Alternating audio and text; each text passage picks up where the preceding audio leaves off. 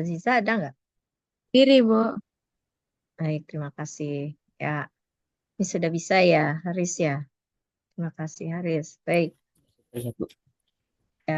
Coba Haris, eh jelaskan ini apa sih PR-nya suruh ngapain coba itu? Oh ya, Tugas. oke. Jadi di sini saya ingin menjelaskan terkait PR yang diberikan minggu kemarin, yang dimana PR-nya itu diberikan sebuah soal, yang dimana ntar kita disuruh membuat diagram batang dan daun. Ya, Yang soal pertama itu disuruh membuat satu baris mm, per batang. Jadi tampilannya oke. seperti ini. Ya, terus kasusnya apa itu jelasin. Ilustrasi Oh, kasusnya tuh kasusnya. apa Oh itu? iya. Ya, Jadi kasusnya mm-mm. ini Datanya tuh tentang apa? data tentang Mm-mm. universitas research level, Mm. yang dimana ini dari study title Science and Engineering Indicator, lewat 36 private dan public universities. Jadi kira-kira seperti ini tampilan datanya. Bentar, saya ini dulu ya, buka ini dulu. Bentar, saya belum buka. Itu nomor 299 ya. Iya, Oke. Itu pasien atau paten? Makanya saya bingung bahasanya. yang sebelah mana ya, Bu? Oh ini, Paten ya. yaitu Ya, paten. Ya, paten. jadi eh itu ceritanya ya, eh, kan di situ ada University Paten ya. Jadi banyaknya paten yang dimiliki oleh suatu universitas gitu. Jadi kalau ini nih ya, apa indikator kalau di Indonesia juga sama gitu ya. Salah satu poin untuk akreditasi universitas, akreditasi prodi atau fakultas itu, dan juga salah satu apa ya poin gitu untuk dosen kenaikan pangkat gitu. Itu adalah juga dilihat banyaknya eh, hak paten. Jadi dari kalau dosen itu kalau misalnya melakukan riset gitu ya, produknya, produk risetnya itu misalnya ya bisa dipatenkan katanya. Nah, itu akan memberikan atau akan mendapat poin yang sangat besar gitu dan itu juga akan meningkatkan akreditasi universitas juga. Makanya ini sama juga di situ kan ceritanya the number of patents banyaknya patents yang di banyaknya paten dari suatu university itu yang diterima itu merupakan indikator level dari universitas tersebut ya. Level risetnya itu seperti apa. Semakin banyak paten yang dimiliki oleh universitas tersebut itu menunjukkan kan apa dosen-dosennya itu eh, aktif gitu ya risetnya. Nah, terus ceritanya ini ada kasus gitu ya di suatu universitas gitu ya di mana di US lah ya. Eh, ini adalah banyaknya paten ya, banyaknya hak paten yang dimiliki oleh 36 universitas swasta dan publik ya. Di situ campur ya ceritanya ya. Eh, kasusnya ada 36 kan casesnya ya. Jadi dalam hal ini casesnya itu objeknya itu adalah universitas, universitas swasta dan universitas negeri lah publik. Nah, yang dilihat per universitas itu yang dicatat adalah banyaknya patennya, banyaknya paten yang dimiliki oleh universitas tersebut, gitu ya. Oke, terus gimana, Haris? Ya, jadi untuk yang satu baris berbatang ini, saya Mm-mm, untuk di R Studio itu pakai dari yang YouTube lewat import Excel. mm-mm. Jadi Coba, kau bisa share ininya nggak R-nya? R-nya Mm-mm. Kamu udah saya hapus, Bu. eh? Udah agak ada. Nggak ada. Oh, Hapus, tadi Bu. saya mau lihat kamu buka itunya, buka apa tuh R-nya dipraktekkan. Tadi. Oke, Nah, terus ya, hasilnya gimana? ya hasilnya ada di Hmm. bagian kiri, gambar kiri ini. Hmm. Yang atas suruh one line per stem. Yang kedua Mikro two ini lines per stem. dua baris per, ya, per batang. Dua. Ini Ya. juga sama, cuma bedanya saya tambahin scale sama dengan 2. Jadi Hmm. seperti ini. Coba kalau itu kan nol nol dibikin stemnya bikin dua baris ya. Satu, satu, dua, dua gitu. Nol yang baris pertama itu untuk yang liftnya berapa sampai berapa?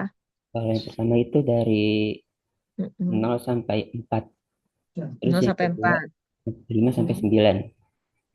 5 sampai 9. Oke, Ya, berarti baris pertama untuk yang eh, daunnya itu ya, leafnya itu 0, 1, 2, 3, 4 gitu ya. Yang baris kedua untuk yang 5, 6, 7, 8, 9 ya.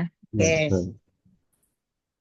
Nah, terus kalau dilihat dari yang A sama B, mana yang useful? Kalau menurut saya ya Bu, Mm-mm. eh, sebenarnya dari yang Mm-mm. satu baris berbatang dan dua baris berbatang itu sama-sama berguna tergantung berapa banyaknya data. Mm. Kalau datanya sedikit bisa pakai yang satu baris, soalnya kan biar tidak terlalu apa namanya, Terlalu apa? Gak terlalu apa?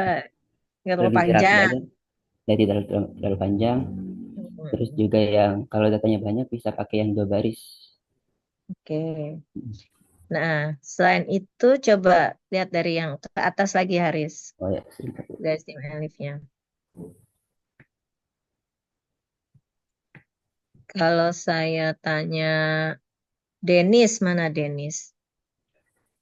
Iya Bu, Denis, hadir. ya coba dilihat itu gambar yang ditampilin Haris ya. Iya Bu. Menurut Denis, mana yang useful? Yang A atau yang B? Kalau menurut saya pribadi sih Bu, itu tergantung banyaknya data ya Bu. Kalau misalkan datanya emang banyak banget, menurut saya lebih useful yang B Bu. Cuman kalau datanya sedikit itu lebih baik mungkin pakai yang A Bu. Oke, kalau saya tanya itu eh, banyaknya apa paten ya yang dimiliki oleh universitas-universitas tersebut maksimum itu yang paling besar itu ada berapa paten nilai tertingginya. 93 ya Bu.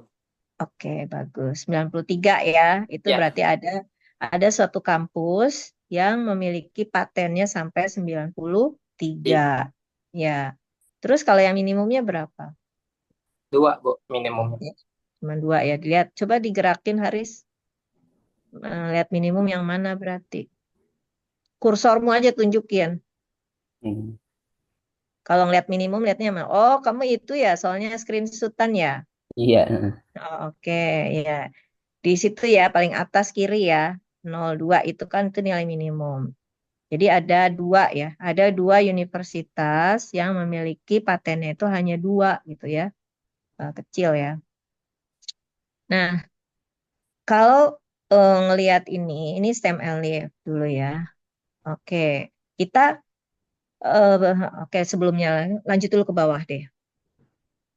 Ini STEM Elif ya. Nanti biar saya mau nyimpulin. Terus apa lagi yang berikutnya? Yang bawah apa? ini Haris. yang dua 100 Bu. Soalnya, Ah, oke, ini STEM and Life juga ya. ya, Ini tentang apa? Ngomongin tentang apa? ini tentang Mm-mm. kriket tim Australia dari Yang kriket ball. yang dicatat apa variabelnya? Oh, tinggi badannya Bu. Ya, bagus. Tinggi badan ya, tinggi badan dari eh, ini ya. Apa sih tim ya? Tim Ya, tim kriket ya. ya Ada betul. 100. Oke. Terus saya mau tanya yang lain dulu. Mungkin bisa ditutup dulu, Haris. Saya mau lihat yang lain. Terima Ya, kasih, baik Haris Bu. ya. Ya, sama-sama Bu. Ya, Terima kasih kembali. ya. Biar yang lainnya juga saya bisa cek. eh Regita, ada Regita? Ada, Bu. Ya, coba Regita bisa share screen nggak? Ya, coba sebentar ya, Ibu. Ya. Yang lainnya udah disiapin juga ya filenya. Jadi kalau saya minta suruh sharing juga tinggal langsung ini.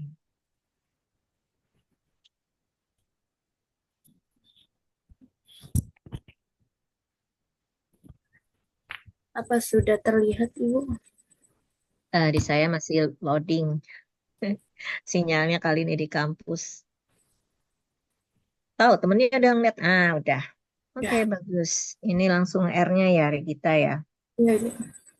Ya, Regita. Tadi yang tinggi badan yang pemain kriket yang mana? Ini data untuk yang Mm-mm. pemain kriket.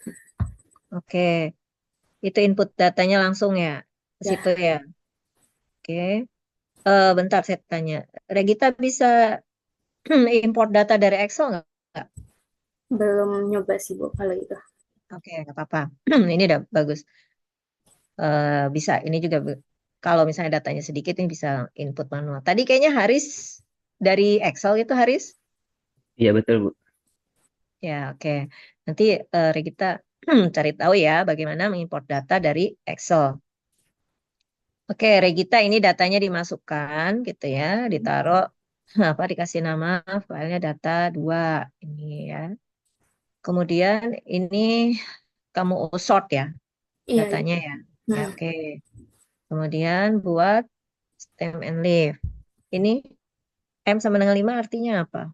Yang sama dengan 5 itu kan yang soal yang A itu stem and Mm-mm. leaf 5 lines per stem. Jadi scale-nya itu dibagi 5. Oke. Terus ada apa? Nah, kan daunnya dibagi 5 baris ya. Ada bintang, ada T, ada F, ada S itu apa coba maksudnya? Jadi yang kalau 5 itu kan membagi leaf-nya jadi 5 bagian. Jadi yang Mm-mm. 17 bintang yang pertama ini itu Mm-mm. dari 0 sampai 1. Terus Oke, yang T ini 2 sampai 3, F oke. 4 5, yang S 6 7, 17 yang titik ini sisanya 8 9. Ya, jadi two itu mungkin two and three kali gitu ya.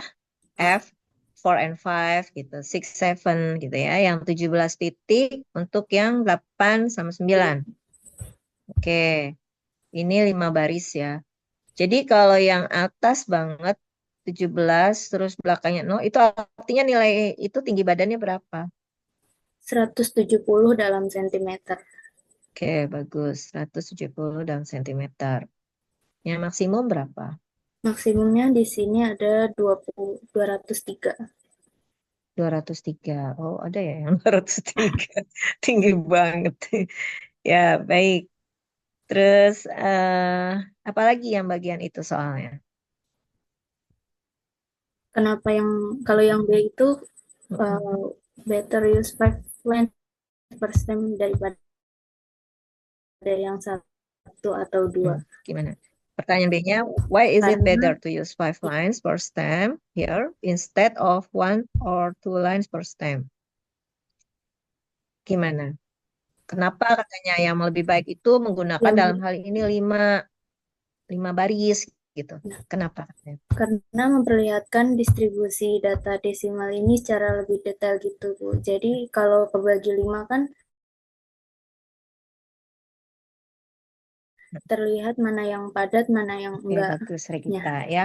Jadi ini salah satu fungsi dari Steam and Leaf itu kita bisa juga melihat bentuk sebaran datanya, shape-nya ya. Kan kemarin saya tuh menitik beratkan kalau kita melakukan deskripsi data itu yang pertama kita lihat apa? Center ya. Center dari data itu di mana? Pusat data di mana? Nanti kita akan bahas ya. Apa sih ukuran pemusatan? Apa sih kriteria yang dipakai untuk melihat pusat data? Yang kedua, selain center of data, kita dalam melakukan deskripsi data gitu ya, kita lihat juga variability-nya. Apa sih sebarannya? Bagaimana sebaran data kita? Keragamannya. Jadi variability itu sering diterjemahkan ragam ya, keragaman. Tapi ada juga yang menyebutkan dispersion gitu ya, disperse gitu ya, menyebar gitu kan. Jadi bagaimana keragaman data? Nah, seperti yang saya tunjukkan kemarin, kalau angkanya 0 semua atau 5 semua, berarti kan data kita itu tidak beragam, ragamnya nilainya 0 gitu ya. Nah, nanti kita akan lihat apa saja sih ukuran measures ya atau kriteria yang bisa digunakan untuk mengukur keragaman atau variability data. Itu ya kalau kita melakukan deskripsi dari data kita gitu ya, kita melakukan kan kemarin saya bilang statistik ada dua ya, statistik deskriptif, ada statistik inferensial. Nah, statistik deskriptif itu kan kita mendeskripsikan ya, namanya itu mendeskripsikan, menjelaskan lah apa-apa aja sih yang ada di dalam data kita gitu ya. Belum beda dengan inferensia ya. Kalau inferensia itu kan kita melakukan penarikan kesimpulan, jadi mengeneralisasi gitu kan. Kita punya sampel ya kan. Kalau kita seorang statistisi melakukan pengamatan tidak semua elemen yang ada di populasi kan, kita mengamatinya hanya beberapa aja sampel. Nah, dari sampel itu kemudian kita melakukan inferensial kesimpulan mengeneralisasi untuk skup yang lebih luas ya, untuk skup ya populasi kita gitu ya. Nah, kalau deskripsi, statistik deskriptif itu ya kita hanya menguraikan mendeskripsikan apa adanya aja, apa aja yang perlu kita deskripsikan dari data kita. Nah, yang pertama itu tadi, gimana pusat datanya, gimana variability-nya gitu ya. Kemudian yang ketiga, bagaimana bentuk sebaran datanya. Bentuk sebaran data itu apakah simetrik gitu ya bentuknya gitu ya. Apakah sebaran datanya itu menjulur ke kanan ataukah menjulur ke kiri gitu kan. Nah, kalau dilihat di sini tadi ya, ini sebenarnya kalau digambarkan gitu ya, ini agak kelihatan gitu. Tadi kan yang kata Regita apa kepadatannya gitu ya lebih kelihatan di mana gitu ya. Ngumpulnya itu data di sebelah mana coba. Banyak berkumpul di sekitar itu ya 178 sama 18-an itu ya di sekitar 178-an dan 180-an gitu kan. Data kayaknya banyak ngumpulnya di situ gitu ya. Oke, kemudian apa lagi Regita? Sudah ya untuk yang STEAM and Live ini ya. Ya. Hmm. Nah, oke. Yang histogram, Anda tahu kan ya histogram itu seperti apa? Nah, ya terus, nah ini box plot. Coba, yang box plot ini ngebandingin apa? Oh, Kalau ini box plotnya ya box plot eh, antara oke, soalnya gimana? tadi. Mm-mm. Apa kelebihannya box plot dibandingkan STEAM and Live kira-kira kita? Kalau box plot ini lebih apa ya kita jadi tahu mana yang nilai maksimal sama minimumnya yang mana. Terus Q3, Q1-nya kelihatan dari box plot. Oke, ya. Kalau nilai minimum maksimum sebenarnya dari STEAM and Live kelihatan kan tadi ya, Ya. bisa ya. Minimumnya di mana, maksimumnya di mana gitu kan. Nah, cuman dari box plot ini median ya. Tadi kan kamu bilang median ini bisa kelihatan. Di mana coba median yang mana? Kalau di box Median plot tuh yang ditunjukinnya yang lebih mana? tebal ini. Sebentar. Yang garis yang di sini kalau di box plot menunjukkan median. Nah, ini. Ya, ya garis yang di tengah kotak ya. Ya, itu garis yang di tengah kotak itu menunjukkan median. Oke, saya mau nanya yang lain. Jangan di ini ya. Masih gampang apa? Masih punya Regita. Wildan, ada Wildan? Bu hadir Bu. Ya, Wildan. Coba dari box plot itu tadi median yang di tengah kotak garis itu ya. Iya. Nah, box plot ini sering disebut juga diagram kotak garis ya, atau whisker. Ada yang pernah lihat? Ada yang pernah baca nggak? Whisker and tail ya, plot ya. Jadi eh, diagram kotak garis ini. Eh, terus kotak yang paling garis yang membentuk kotak yang paling bawah di bawahnya yang tengah itu menunjukkan apa? Bill Maaf Ibu, dan saya kurang tahu soalnya saya nggak bikin box plot Ibu. oh kamu nggak bikin box plot. Iya. Oke. Ada yang tahu nggak? Coba Izin yang menebak, Bu. oh menebak boleh nggak apa-apa jangan takut salah. Coba Eh, jawab bagus. Ya maksud Rehan.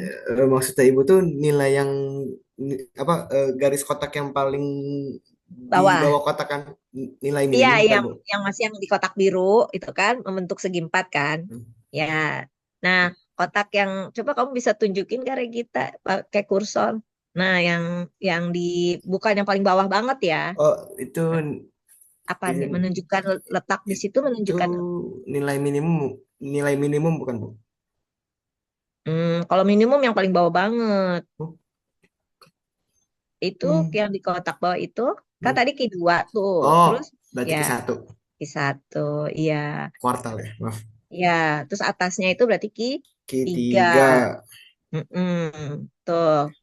Nah, terus ada bulatan 2 itu di atas itu nunjukin apa? Rehan tahu Hmm, nggak? mungkin ini Bu apa namanya? Sebuah data yang anomali apa Bu namanya Bu?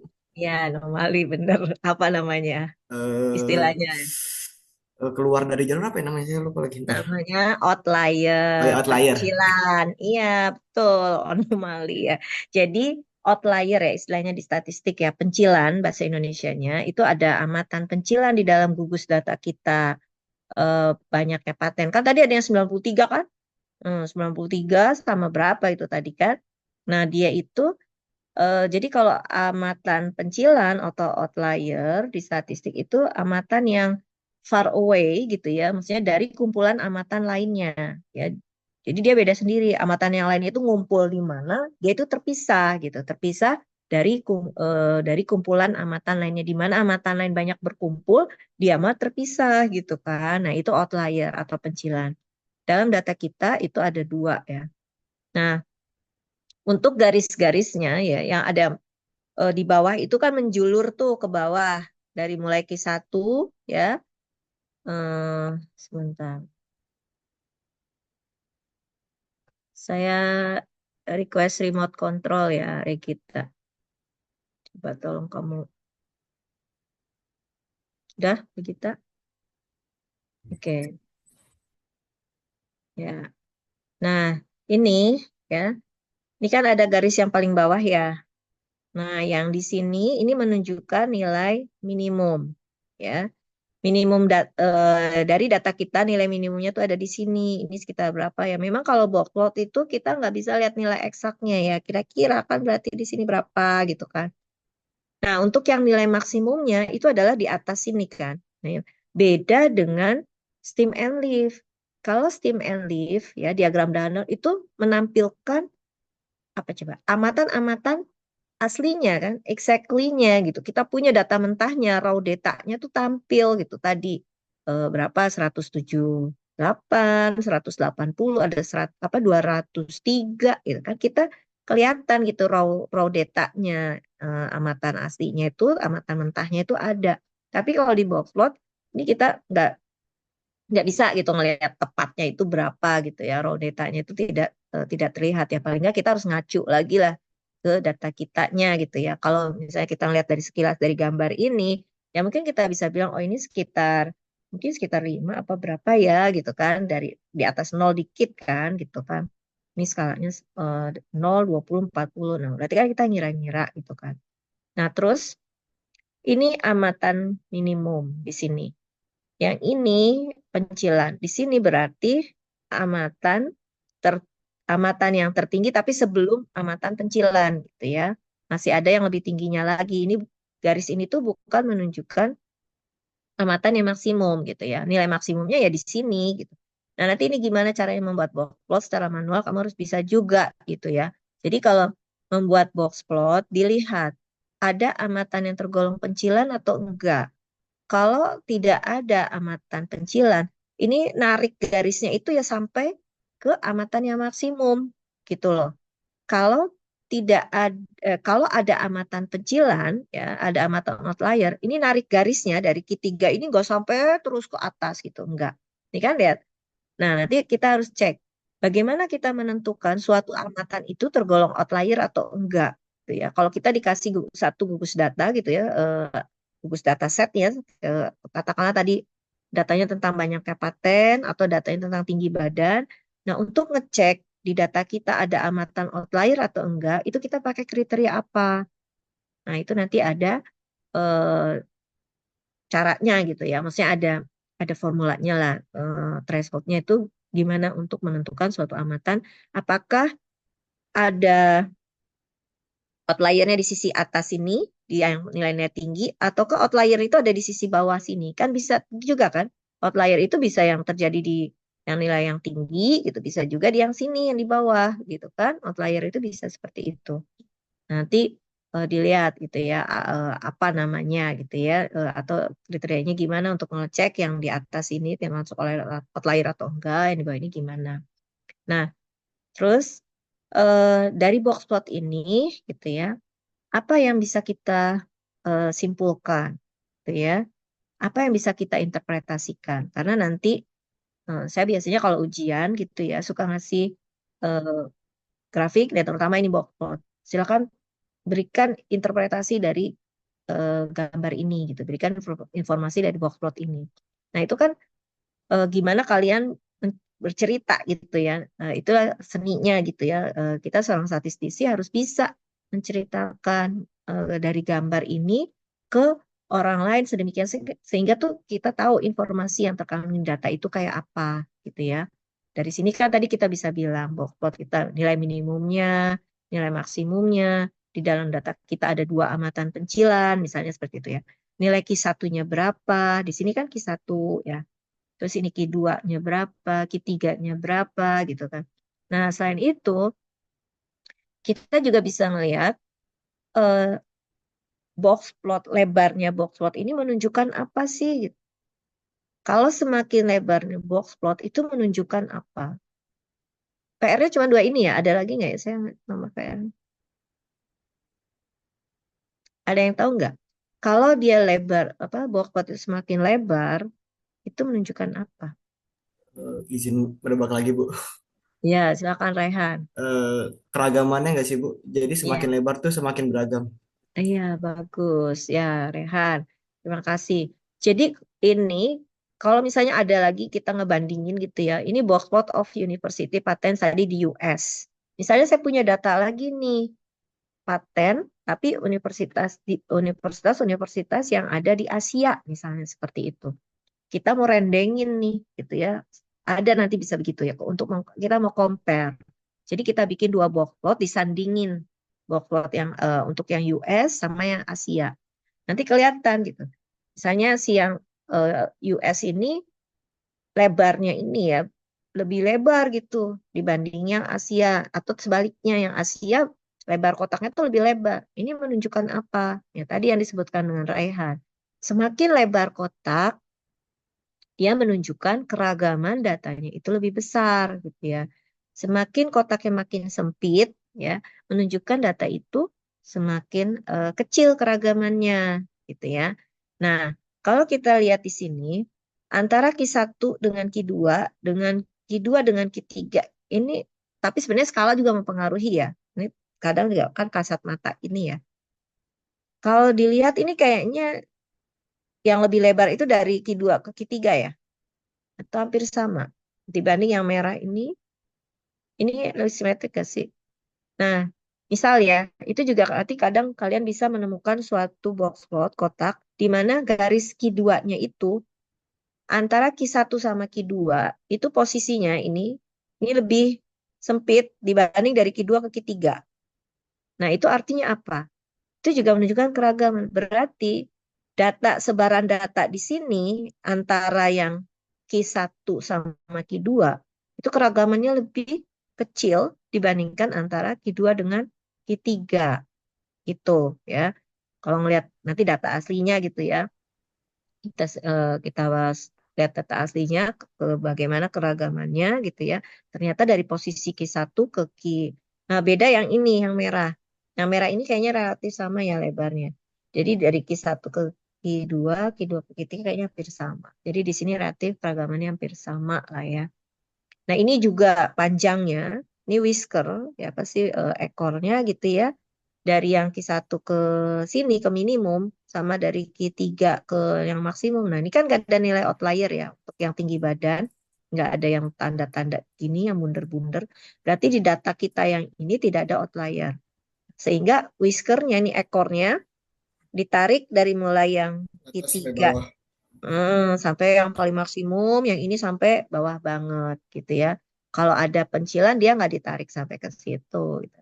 Nah, ini menunjukkan juga sebaran data. Kalau dilihat nih, bentuknya atau shape sebaran data untuk yang tinggi badan ini relatif simetrik gitu ya.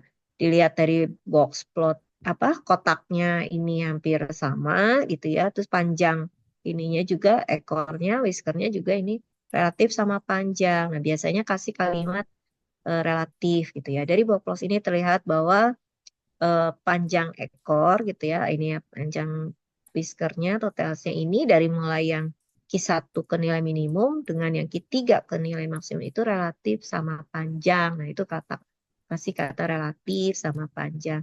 Sehingga ini dapat kita katakan bentuk sebaran data untuk yang tinggi badan di cricket team ini relatif simetrik dibanding yang ini.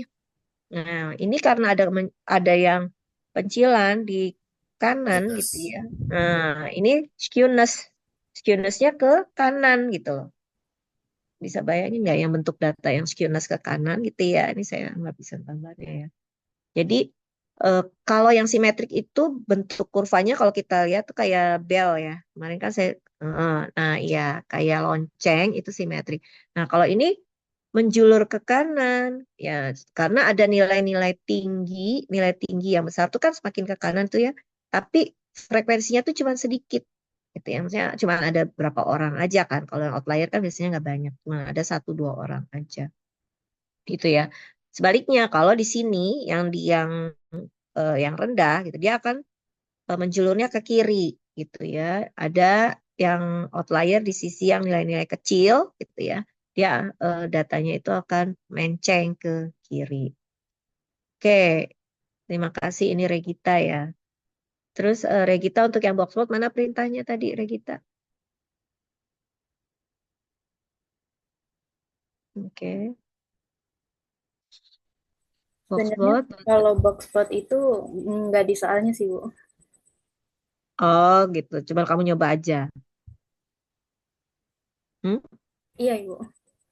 Oke, bagus ya. Jadi memang untuk menggambar box plot itu kita butuh five number summary. Ya, nah ini kita udah mulai masuk ya. Five number summary itu ringkasan 5 angka. Jadi untuk menggambar box plot kita butuh five number summary atau ringkasan 5 angka. Apa aja itu yang kita butuhkan? Satu, nilai minimum. Ya. Yang kedua ya Q1, kuartil 1 ya. Terus yang kedua tuh kuartil 2 atau median gitu ya. Terus yang berikutnya kuartil 3 atau Q3. Yang berikutnya adalah nilai maksimum gitu ya. Kita butuh itu 5. 5 itu yang perlu kita butuhkan untuk menggambar box plot. Ya, namanya tadi five number summary, ringkasan 5 angka. Dan itu nanti memang akan digunakan kan nilai minimum, maksimum, Q1, Q2, Q3. Oke, terima kasih Regita. Sama-sama, Bu. Berarti Ya, udah ya? sudah. Oke, ya bagus ya. Berarti saya anggap udah pada bisa ya, R-nya ya, udah download. Dan tadi paling nggak udah bisa lah nampilin stem and leaf gitu ya. Terus tadi box plot juga gitu ya. Oke, satu lagi deh.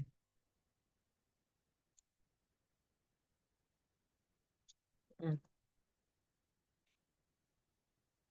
Kalau bintang ada bintang?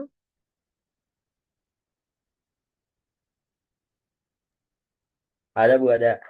Ya, coba bintang. PR-nya udah selesai belum? Mana coba kamu share Kalau screen. saya yang Mm-mm. nggak sesuai ininya Bu, kayak yang kemarin Ibu bilang kan disuruh bikin Steam and Leaf dan box plotnya ya Bu ya. Nah, saya udah cuma bikin yang one lines doang Bu. Yang apa? One Yang lines. iya yang one lines doang sebentar. Oh, benar.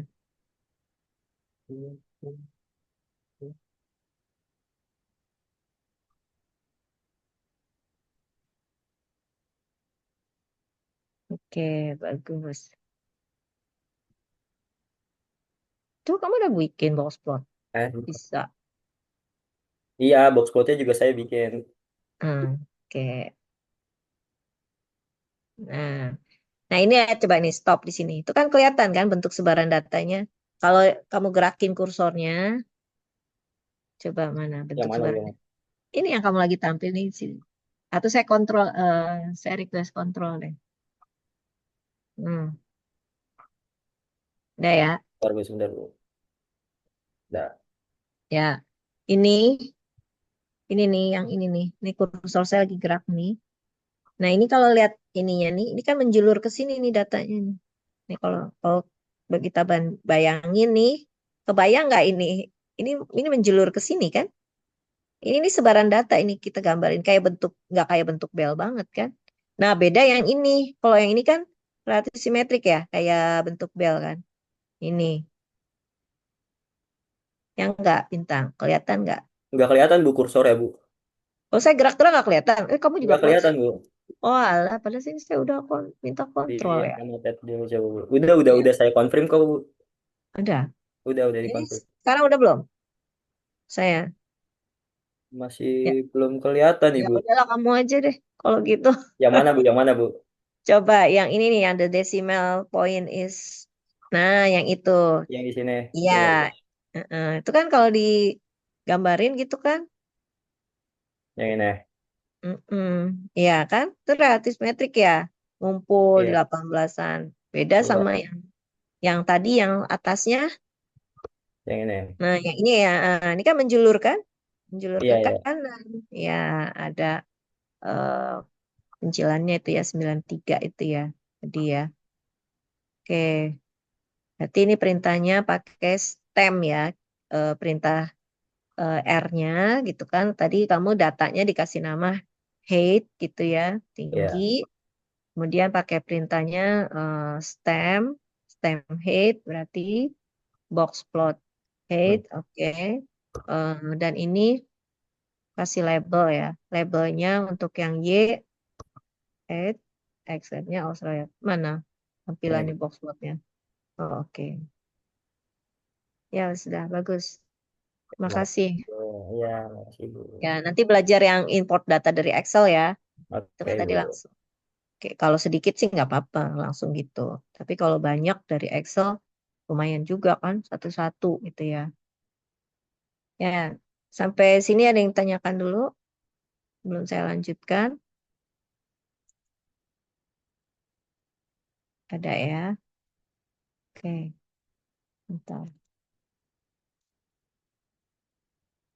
Jadi, eh, manfaat dari, nanti kalian harus bisa juga ya kalau harus bikin stem and leaf manual ya. Kalau datanya cuma sedikit, sih bisa lah manual ya. Sekitar 20-30 masih memungkinkan untuk manual gitu ya. Tapi kalau udah banyak, dan memang nggak terlalu bagus juga gitu kalau banyak banget dibikin stem and leaf-nya gitu kan. Nah, dengan stem and leaf itu sebetulnya manfaatnya ada kalau kamu mau mensorting, mengurutkan data dari yang terkecil sampai yang terbesar gitu ya. Nah, itu dengan menggunakan stem and leaf itu relatif mudah gitu ya. Tapi ini saya nggak bisa nunjukin ya caranya. Karena ini pulpen sepertinya lagi nggak ada sih. Bentar saya coba.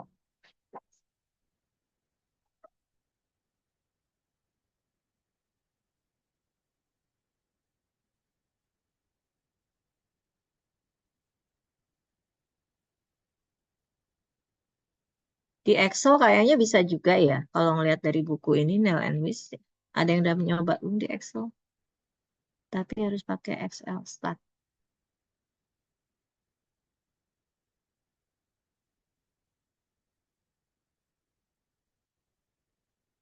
Nah,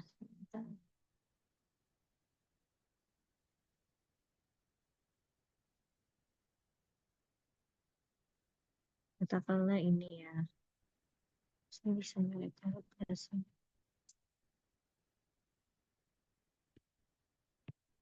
Ini nggak bisa. Nah,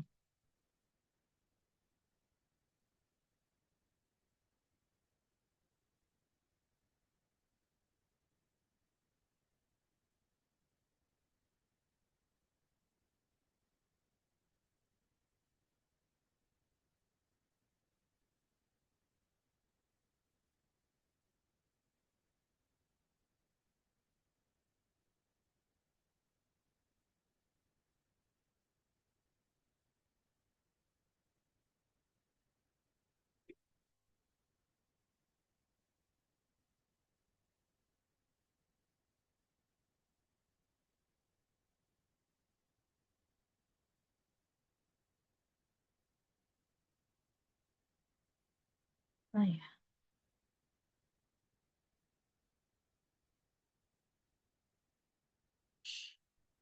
Ini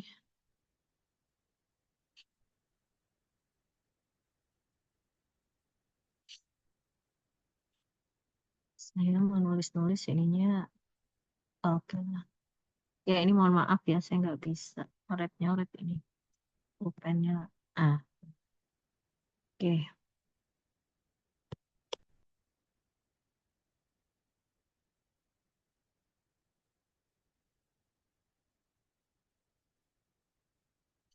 Saya share screen, kelihatan ya?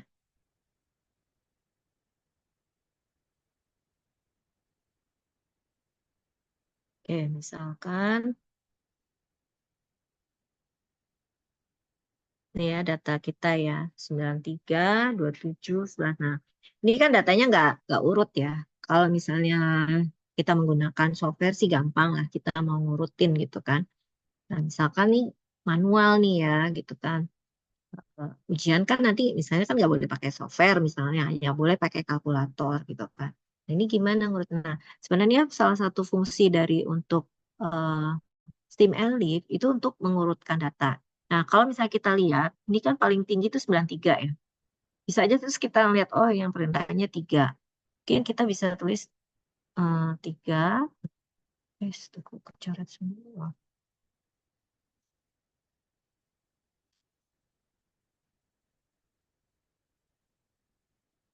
Bisa dari mulai yang 0 lah ya. 0 stemnya. Hmm,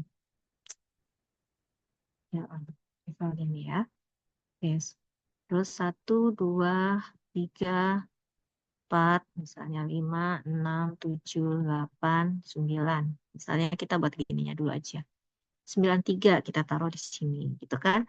27 di mana? Misalnya langsung sini. Terus 11 ini kan? 11 taruh sini. 30 di mana? Sini. 9 di mana? Misalnya, ini kan 11 ya. 9 berarti di sini kan ya? 30 lagi. Berarti sini, gitu kan? Terus sekarang 35. 35 sini. Sekarang ini 20. 20 di sini. Berarti harus sebelumnya kan harus urut. Setelah itu 9. 9 lagi di sini. Kalau yang kedua 35. 35 sini. 24. Nah, 24 berarti harus di antara 0 sama 7 kan. Ini harusnya geser lagi lah. 0, 4, 7. Jadi kan kita nulis di coret-coretan dulu ya. Terus 19. 19 berarti di sini. 14. 14 berarti harus di antara 1 dan 4 kan. Berarti di sini. 29 sini gitu kan. Begitu seterusnya. Terus 11, 11 berarti sinilah ini kan sama 11. 2, 2 berarti di sini 55. Nih, dan seterusnya. Jadi nanti kamu udah langsung dapetin tuh angkanya udah langsung terurut 2, 9, 9 dan seterusnya. Gitu ya. Paham nggak sampai sini? Saya nggak melanjutin seterusnya. Jadi gitu buat buat apa? Kalau kita mau sorting data kan salah satunya itu kalau misalnya kita mau mencari apa median gitu ya, mencari Q2, kuartil 2, kan kita perlu mengurutkan kan data kita dari yang terkecil sampai yang terbesar. Nah, kalau datanya agak banyak gitu kan, itu lumayan lah ya. Nah, dengan menggunakan Steam and Leaf ini otomatis nanti kita akan dapatin data yang terurut ini gitu ya.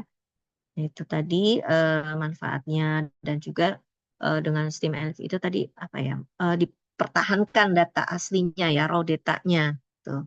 Tapi kalau boxplot kan tadi tidak ya tidak ada raw datanya. Dan untuk Steam and Leaf sama sih dengan boxplot nilai minimum, nilai maksimum kita bisa tahu ya. Terus bentuk sebaran relatif bisa lah bisa diketahui. Nah, kita ini sebenarnya sekarang mau masuk ke peringkasan data ya, summarizing and graphing data. Sama aja sih di buku yang ini juga kita itu tadi sebenarnya udah mulai tuh kita dengan apa Sim and Live kita memvisualisasi data boxplot juga kita memvisualisasi data juga. Bahkan dengan boxplot itu juga sekaligus kita melakukan peringkasan datanya ya Q1, Q2, Q3 kita bisa peroleh itu kan. Oke. Ini kalau Neil and Weiss ya, untuk visualisasi data atau peringkasan data sebetulnya ini kan saya udah langsung masuk biar ini PR kan kemarin sudah ya. Jadi kalau misalnya kita melakukan eh, peringkasan data gitu ya, kita sebenarnya nggak harus dengan grafik gitu ya, bisa juga kita menggunakan tabel gitu ya, tabel apa frekuensi gitu kan. Tabel frekuensi itu yang seperti apa? Nah ini yang kayak gini gitu ya, biasanya eh, kita kita ringkas dari data kita, misalnya oh ini tentang apa sih banyaknya TV gitu ya, banyaknya televisi yang dimiliki oleh per rumah tangga gitu kan. Nah, dibandingkan kita sajikan data aslinya gitu ya, yang memiliki televisinya satu gitu kan, ini ada berapa orang? Ada 16 orang gitu kan. Oh, banyak kan ke bawah. Ini kan kalau dilihat nih totalnya berapa sih data kita ini di sini? Ya, tinggal dijumlahin aja ya dari 1 sampai ini 16, 17. Nah, jadi ada berapa coba? Ini data kita gitu ya bisa kita lakukan peringkasan data dengan menggunakan kalau histogram nanti grafiknya ya. Terus tadi tabel ya. Tabel. Nah, ini mungkin kita lihat dulu. Sebentar. Kalau yang ini yang atas ini masih yang data kategorik ya. Kita mengorganize data, saya rasa ini mah gampang lah ya, bisa ya. Data yang kualitatif, nama lainnya itu kemarin kategorik ya. Bagaimana kita mengorganize data ya, dilihat dari tipenya gitu kan. Ya, kalau tipe datanya kualitatif, kita bisa mengorganize dengan cara apa gitu kan ya. Nah, ini bisa kita buat sebaran frekuensinya tadi ya. Kalau untuk sebaran frekuensi contohnya kayak gini. Ini kan awalnya data mentahnya kayak gini nih. Misalnya ini orang yang pertama Demokratik, orang yang kedua Republikan. Nah, ini kita ringkas gitu ya. Kita ringkas dalam menggunakan nih misalnya kalau yang kayak gini awalnya gini dulu ya, diturus itu ya yang Demokratik. Oh, yang Demokratik ini ada 13 yang Nah, ini kan kita berarti sudah mensummarize data. Lebih enak kita melihat seperti ini daripada yang tadi gini kan. Jadi oh dari sini kita bisa dapat informasi gitu ringkasannya adalah yang Republika ada yang Republik gitu yang afiliasi atau yang prefer Partai Republik itu ada 18 orang, yang Demokratik ada berapa. Nah, ini adalah alat untuk mensummarize data ya. Di antaranya salah satunya menggunakan ini. Namanya ini tabel frekuensi ya. Nah, bagaimana ini tinggal ini gampang lah ya. Saya cuma mau eh, menekankan bahwa alat-alat untuk mensummarize data itu ada beberapa gitu ya, cukup banyak lah yang bisa kita gunakan. Tapi itu perlu kita perhatikan jenis dari datanya gitu. Kalau jenis datanya tadi kategori pencatatannya gitu ya, eh, Partai Republik, Demokrat, kita akan ringkasnya menggunakan apa? Oh tadi pakai tabel frekuensi, sebaran frekuensinya. Bisa juga menggunakan yang frekuensi relatif. Kalau yang tadi disebutnya sebaran frekuensi ya. Nah kalau relatif berarti tinggal nanti dibagi aja ya. Jadi frekuensinya dibagi dengan ada berapa totalnya gitu kan. Ini yang Demokrat ada berapa orang tadi? 13 dari berapa? Dari 40 gitu kan. Berarti ini frekuensi relatif untuk yang Demokrat itu 13 per 40. Nah, kita sajikan gitu ya. Seperti ini ya ringkasannya. Oh, ternyata nah memang ini lebih enak sih kalau ngelihat dengan frekuensi relatif juga kita kebayang. Oh, ada berapa persennya kelihatan kan dari sini. Oh, ini sekitar 32,5% gitu ya Demokrat dibandingkan yang lain. Oh, yang paling besar memang Republik. Ini hampir setengahnya, hampir 50% ya ini 45%. Nah, ini tadi caranya ya frekuensi dibagi dengan totalnya. Ini juga merupakan alat untuk peringkasan data untuk yang kategorik ya. Yang lainnya adalah kita bisa, kalau data kita tipenya kategorik, kita menggunakan pie chart. Itu diagram lingkaran gitu ya. Ini juga gampang lah ya. Tadi kan sudah dalam bentuk persen gitu ya. Nah, kita buat. Ini di Excel mungkin bisa lah ya banyak ya. Nanti gimana membuat pie chart. Itu meringkas data untuk yang kategorik. Selain itu, ya. Selain tadi pakai tabel frekuensi relatif, kemudian pie chart, diagram lingkaran, kita bisa pakai bar chart. Ya, bar chart itu diagram batang. Ya, ini merupakan salah satu alat visualisasi yang untuk grafik untuk data yang tipenya kualitatif, ya, kategori. Nah, bar chart masih dengan data yang tadi gitu ya. Demokrat itu ada berapa. Jadi yang di sumbu X-nya ini menunjukkan partai-partai ya, afiliasi partainya. Tadi ada Demokrat, Republik, dan Other. Kemudian untuk yang sumbu Y-nya ini yang frekuensi relatifnya. Ya, kita buatkan ini bar chart-nya. Oke, ini ya. Kemudian ini bisa juga lah ya. Nah, ini juga bisa pakai Excel. Ya, kalian bisa pakai Excel. Nah, nanti boleh juga kalian coba Minitab ya. Ada yang Minitab versi student gitu ya, dicoba. Tapi dia mungkin berapa hari gitu ya, trial ya. Nanti kalian coba Minitab gitu ya. Nah, nanti bisa ya, sini ya. Nanti kalian browsing-browsing ada gimana eh, caranya ya. Ini ada start free trial. Gitu ya. Itu bisa juga pakai Minitab ya. Menggunakan tadi juga membuat box plot gitu ya. Itu juga relatif mudah juga ya kalau Minitab memang. Nah, tapi saya memang eh, ya kalian harus bisa juga gitu ya coding-coding yang R tadi. Kalau R itu memang tadi harus pakai program gitu ya bahasa itu biar kalian terbiasa. Kalau Minitab memang lebih enak sih ya. Eh, Kalian tinggal masukin data gitu di sini. Ya ini kayak Excel kan. Di sini datanya kalian masukin gitu ya. Kemudian nanti kalian pilih di sini ada histogram, ada stem and leaf gitu ya. Nah, ada box plot nanti dicoba ya. Datanya kalian masukkan di ini kan ada apa? Ada window-windownya ya. Ini mini tab begitu. Oke.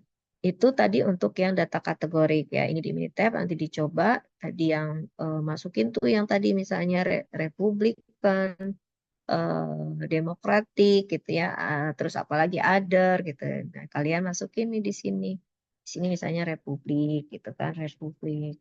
Terus di sini apa? Demokrat misalnya ya, dan seterusnya. Nanti kalian buat tuh apa pie chart-nya, diagram lingkarannya, sehingga diperoleh kayak gini. Ya, nanti ini bisa dicoba di Excel sih ada lah ya banyak juga ya di Excel ya bisa.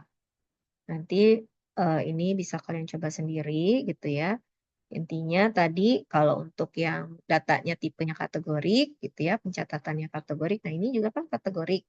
Nah, kita ringkas ini, ringkas bikin pakai apa? Tadi tabel frekuensi kah atau frekuensi relatif atau pakai diagram batang ya atau misalnya pakai apa tadi pie chart gitu ya. Jadi kalau misalnya itu mungkin nggak kalau ujian nggak saya nggak usah harus ngasih tahu gitu ya. Saya kasih data aja kayak gini. Lakukan summarize data, lakukan summarisasi, lakukan peringkasan untuk data ini. Kemudian berikan informasi yang bermakna lah dari data tersebut. Nah, ya nanti tinggal kalian sampaikan informasinya apa. Oh, dari sini misalkan yang ini apa bus ini bisnis gitu kan, yang ini kan tentang apa sih siswa di suatu universitas ya mungkin ini jurusannya yang paling banyak yang mana, ini berapa persen yang jurusan English, apa engineering and applied science dan seterusnya. Gitu ya, untuk melakukan summarize data. Kemudian ya summarize itu mau organize ya, karena kan kita tahu kemarin statistik itu meliputi apa aja. Pengumpulan data, collecting data, setelah itu organize data. Organize-nya tadi kalau datanya kualitatif. Sekarang kalau kuantitatif, gimana kita mengorganize data yang kuantitatif gitu kan? Nah, salah satunya gitu ya. Ini kalau datanya kayak gini, ini ya, ditampilkan data. Bukan banyak amatan yang sama kan? Ada ini satu aja ada berapa kali nih. Terus ada lagi yang tiga, ini ada berapa kali gitu ya. Ini namanya tadi ya apa sih di sini single value grouping gitu ya. Jadi kalau misalnya tadi ya ada banyak yang sama kayak gitu ya, kita menggrup-grupkan, mengelompokkan ya. Jadi di sini memang katanya dia bilang ada beberapa metode yang dapat digunakan untuk mengkelompokkan, menggrupkan data yang tipenya kuantitatif gitu ya. Nah ini caranya gimana gitu ya. Ini bisa kita lihat, ya ini gampang juga sih ya. Banyaknya televisi kan tadi yang nol ada berapa dan seterusnya. Ini totalnya amatan kita ada 50 ya. Ini tampilkan kan ini 1, 2, 3, 4, 5 baris, ke sini ada 10 kolom. Oke, terus ini kalau menggunakan pakai limit limit grouping, ada batasan-batasannya ya. Nah ini dibikin kelas-kelas kayak gini gitu ya. Jadi macam-macam juga gitu mengorganize-nya. Kalau yang datanya kuantitatif, kita bisa membuat tabel tadi dengan cara yang kayak tadi single value grouping gitu ya. Bisa juga kita menggunakan batasan-batasan kayak gini ya. Nah, gimana membuat ininya? Nah, tentu ini ada caranya juga kan. Ini kan kita lihat datanya kayak gini nih. Nah, mau gimana kata ini? Kan di sini kalau lihat ini menunjukkan banyaknya hari, gitu ya, number of days to maturity for investment ya. Ini investasi lah, investasi jangka pendek ya. Di sini nama istilahnya limit grouping. Bagaimana kita menggrupkan ini by apa ini puluhan ya, sepuluhan ya, organize susunlah gitu ya, aturlah data ini menjadi ini ya tadi frekuensi and relative frequency distribution. Nah, karena kita mau menggrupnya itu dalam puluhan-puluhan gitu ya. Kalau kita lihat yang paling kecil itu di sini katanya amatannya, nah itu makanya kita harus nge-sort dulu kan. Jadi tahu nilai terkecilnya itu adalah ini katanya 36 ya. Kan tadi mau puluhan. Berarti katanya kelas yang pertama itu dari 30 sampai 39 gitu ya. Karena ini tadi mau 10 ya. Masing-masing kelas itu ada sekitar 10 ya gitu ya maksudnya ya. Nah, ini saya nggak ini ya nggak ajarin banget gitu ya karena ini bisa di ini sendiri karena ini nanti kalian kayaknya di SMA juga sudah gitu ya. Perlu kalian menentukan mana batas bawah gitu ya, limit lower kelasnya, upper kelasnya, kemudian lebar kelasnya itu gimana. Jadi di sini eh, kita cari tadi nilai terkecilnya gitu ya, terus nilai terbesar, terus perbedaan antara lower dan limit dan seterusnya. Nah ini perhatikan katanya ya untuk kelas yang 50 sampai 59, yang ini 50 sampai 59. Lower limitnya, ini yang disebut dengan lower limit, itu 50, upper limitnya adalah 59, ya 59. Berarti lebarnya ini 60 gitu ya, dikurangi 50. Atasnya 59 ini dikurangi sekitar ini 10 ya. Nah, kemudian ini class mark namanya average-nya ya, rata-ratanya di 54,5. Oke, itu tadi yang limit ini ya, namanya limit grouping. Yang ketiga adalah cut point grouping. Nah, ini nanti dilihat juga ya, gimana caranya. Kita cara yang ketiga menggunakan class cut point ya. Jadi ini dari yang ini data ini tadi gitu kan. Nah, dilihat nih. Misalnya di sini tentang apa sih berat badan ya. Eh, Data on weight and height. Ini dalam pound ya, bukan dalam kilogram, masa 129 kilo. Beratnya dalam pounds ya, untuk 37 siswa siswa atau bukan ya, untuk orang laki-laki gitu ya, yang umurnya 18 sampai 24 tahun ya. Beratnya itu dalam pound ini seperti ini gitu kan. Nah, kemudian katanya gunakan cut point grouping ya, dia kita mau mengkelas-kelaskan, mengkelompok. Apa sih tujuannya mengkelas-kelaskan? Kenapa sih ini udah ada data gini kita kelompok-kelompokin lagi gitu ya? Ya tujuannya tadi kan kita mau organize supaya lebih rapih gitu ya, lebih kelihatan gitu. Informasi yang ditangkap bisa lebih cepat gitu ya dibanding kalau kita menyajikan data mentah kayak gini gitu. Ini kan belum diorganize. Diorganize-nya bisa tadi ini kayak gini ya dengan menggunakan ini cek di sini mana caranya. Eh, gunakan lebar kelasnya ini 20 and first cut point-nya 120 ya. Jadi ini 120 ya first cut point-nya. Oke, gitu ya. Karena kita menggunakan first cut point-nya 120 dan lebar kelasnya itu adalah 20, maka our first class is 120 sampai ini.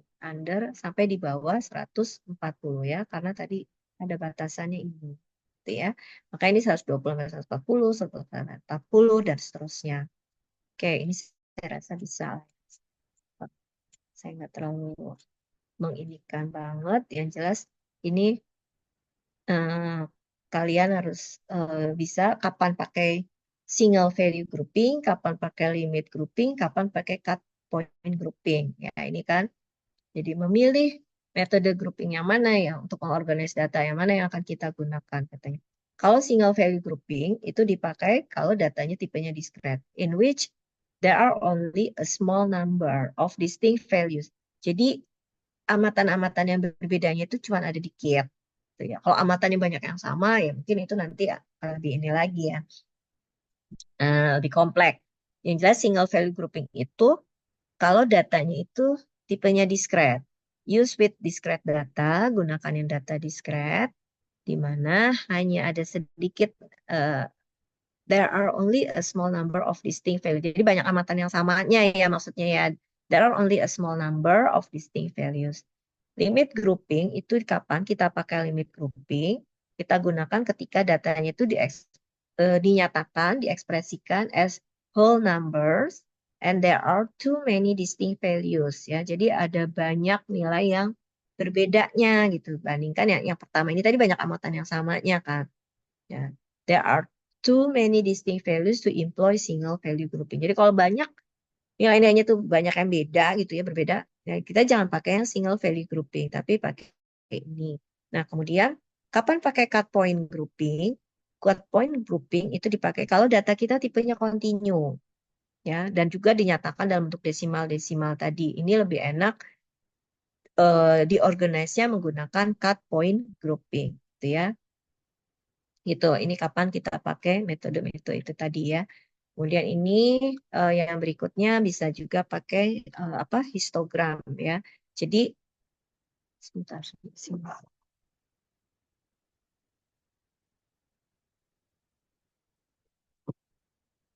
Tadi untuk membuat tabel-tabel itu kan kita perlu kelas-kelas gitu ya. Nah, terus bagaimana di sini pemilihan kelasnya itu memang subjektif ya.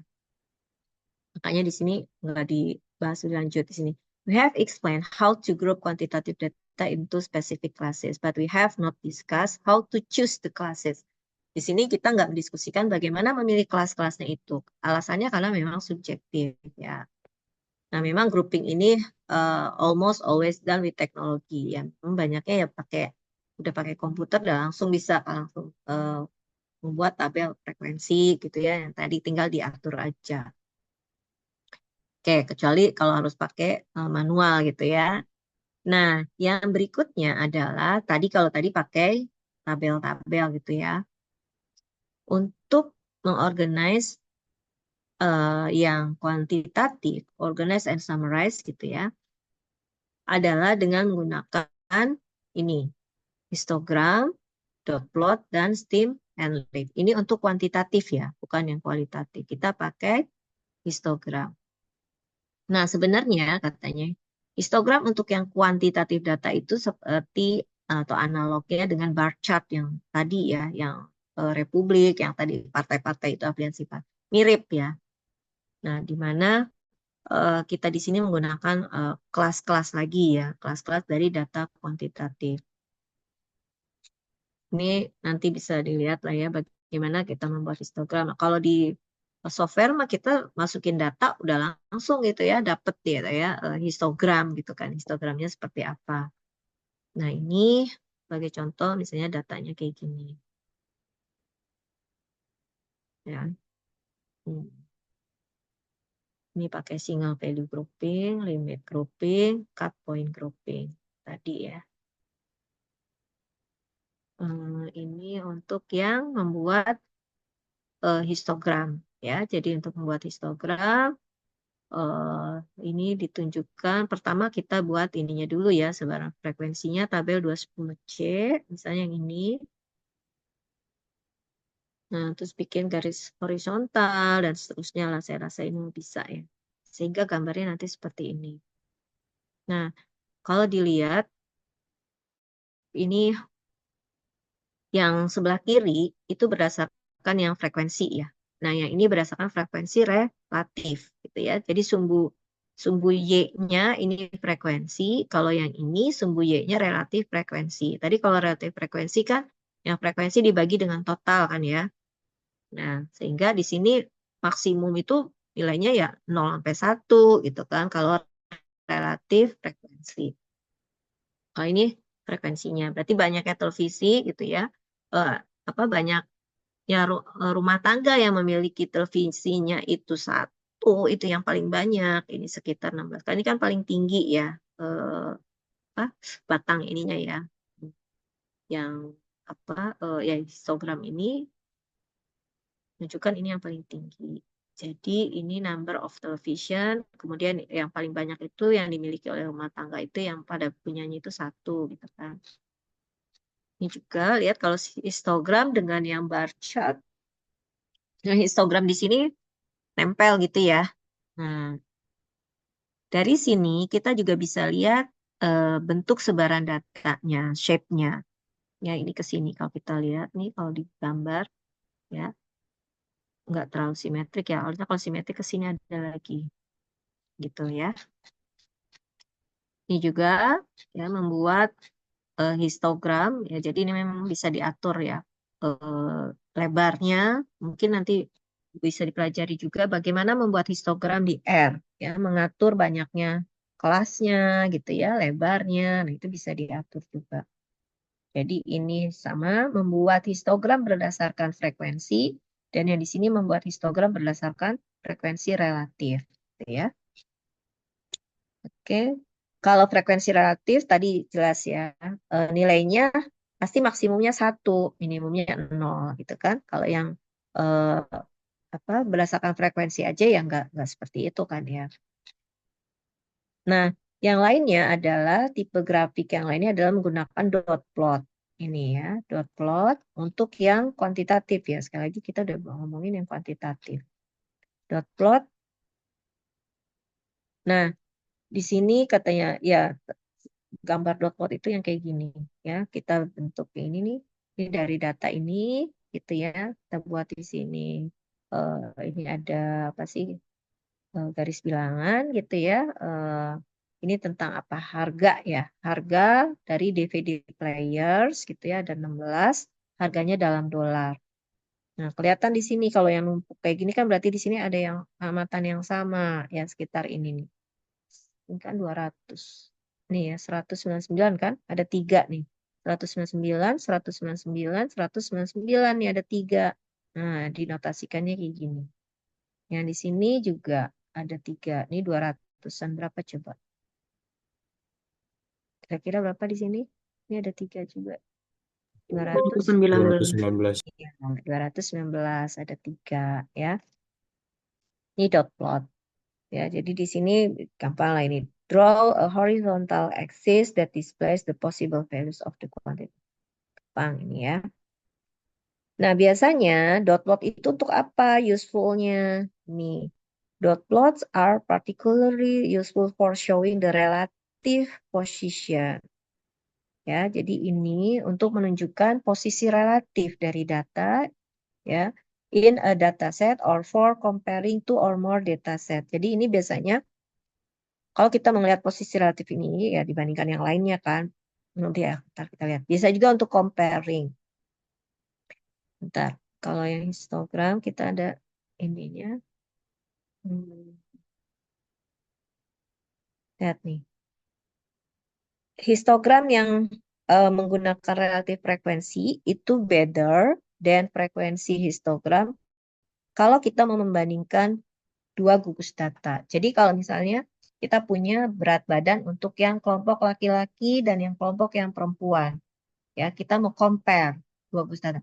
Nah, kita lebih baik pakai histogramnya yang relatif frekuensi dibandingkan yang frekuensi. Ya, pakai yang relatif frekuensi dibandingkan yang frekuensi doang gitu ya. Karena kan ini tadi ya, kalau frekuensi relatif pasti ini minimumnya 0, maksimumnya 1. Jadi pembandingannya itu bisa dilakukan dengan mudah kan. Karena sama skalanya dari 0 sampai 1. Gitu kan. Kalau misalnya tadi pakai histogram yang frekuensi aja kan susah kan. Mungkin minimum sama maksimumnya kan bisa berbeda. Ya. Terus tadi kan histogram macam-macam kan, based on apakah limit atau cut point grouping gitu kan. Nah, tapi di sini dia bilang ada kelemahannya katanya. Histogram yang berdasarkan limit or cut point grouping itu bisa sensitif terhadap pemilihan banyaknya kelas ya.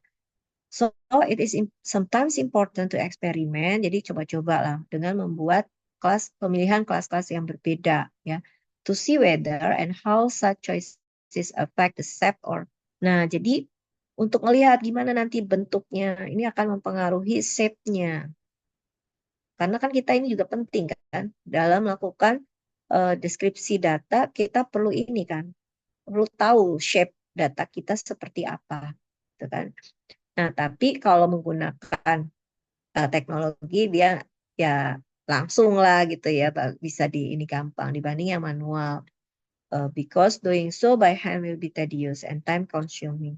Ya, kalau manual ya iya, kan waktu kan tadi kan coba-coba gitu kan ya. Oke, itu penjelasan untuk yang histogram.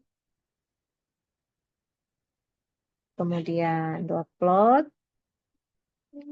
Ya, terus ini yang stem and leaf.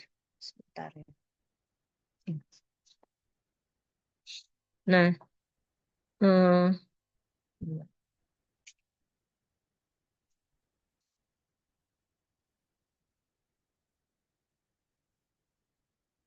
dot plot are similar to histogram, ya dia mirip dengan histogram. In fact, ketika when data are grouped using single value grouping, ya kalau datanya itu dikelompokkan dengan menggunakan yang single value grouping, tadi ya single value grouping tahu ya, yang kalau data yang berbedanya ada sedikit gitu kan kita gunakan single value grouping. Nah, dot plot sama histogram frekuensi itu umumnya sama aja katanya ya. Tapi ya, however for single value grouped data that involve decimal, ya kalau datanya itu mengandung desimal, nah dot plot ya menggunakan dot plot itu lebih baik gitu ya. Dot plot are generally preferable dibandingkan histogram ya, karena lebih mudah untuk dibuatnya katanya gitu ya. Oke, ini yang stem and leaf yang sudah kalian buat gitu ya. Nah, ini memang katanya yang mengembangkan stem and leaf ini katanya di tahun 60-an gitu ya oleh Tukey. Ini tuh sangat terkenal juga ya seorang statistisi Profesor John Tukey ya. Ini disebutnya stem and leaf diagram. Nah, di sini katanya lebih mudah dibuat stem and leaf ini dibandingkan kita membuat histogram atau membuat sebaran frekuensi ya, karena dan juga lebih information, generally display more information. Ya tadi diantaranya karena data mentahnya kita bisa lihat gitu ya. Nah, stem and leaf ini dibagi tadi ada yang namanya stem, ada yang namanya leaf, kita dibagi dua lah. Oke. Note that stem may use many digit as request ya. Bisa juga stems itu menggunakan banyak digitnya ya tadi ya. Tetapi kalau setiap daun itu harus mengandung satu digit aja. Ya maksudnya kalau tadi kan ini yang di daun ini nggak boleh ada lebih dari satu digit gitu. Jadi di sini ada 380 kita bikin 3 terus di sini 80 3 nggak boleh ya. Jadi yang kalau yang yang di batang ini boleh 2 digitan. Jadi kalau 380 ya kita tulis di stemnya ini 38, nanti yang untuk di daunnya itu 0 gitu ya. Jadi jangan dibuat 3 di stem, 80 yang di leaf. Jadi yang di leaf itu hanya boleh satu digit. Ini yang tadi kalimatnya di sini. Not that, mana tadi? Ini ya. perhatikan bahwa stems may use as many digit as required. Jadi kalau di yang stem itu boleh menggunakan ya digitnya bisa lebih dari satu. Tetapi untuk setiap leaf harus mengandung satu digit aja, gitu ya. Oke, yang stem ini saya rasa sudah bisa.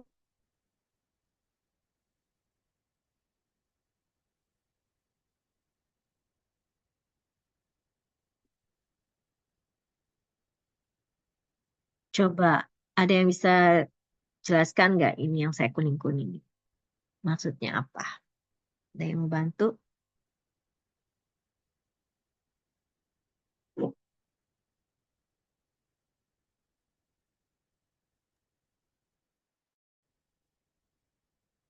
Kalimat terakhir nih, paragraf yang terakhir. Jelasin coba. Yesaya, mana Yesaya?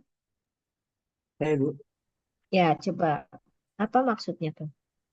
Mulai dari yang saya kuningin gitu. Ada yang kuningin ya. Oke. Ya.